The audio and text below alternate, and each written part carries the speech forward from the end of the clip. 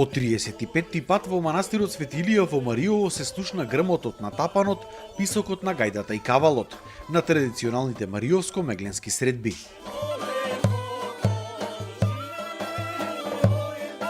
Но за жал, како и повеќе години наназад, македонците од Меглен, соседна Грција, не дојдоа. Дел поради тоа што врските со годините се изгубиле, дел пак се плашат да не си прават проблеми дома и затоа не доаѓаат во Македонија. Ова е единствена манифестација од ваков тип која што ги собире мариовците од каде и да се, но за жал нивниот број секоја година е се помал. Овдека се спремало за овој ден и за Светилија за 10.000 луѓе ручек. Тоа е огромно нешто. Сега каде? Го нема. Никогаш нема да се врати Мариово како што било во времето.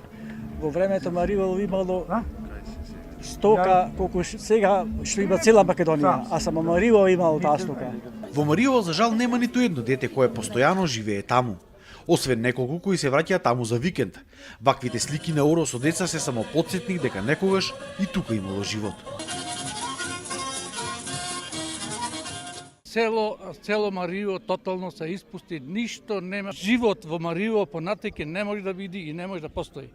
Според некои поранешни жители на Мариово, животот тука можел да се врати единствено со развој на економијата.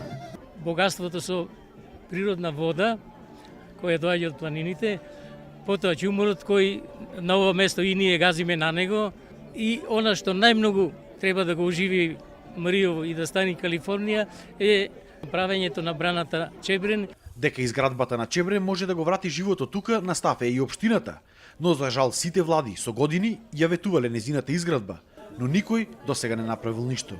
9 пати беше поништилен тендерот за Чебрен и Галиште, хидроелектраната што требаше да се гради.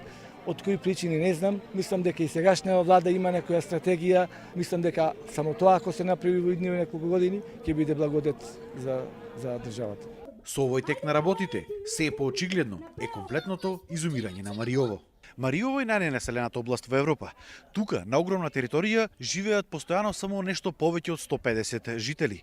Мариовци велат дека доколку државата не превземе подитно некои мерки, за 5 до 10 години, овој крај ќе стане најубавата пустелија во Македонија.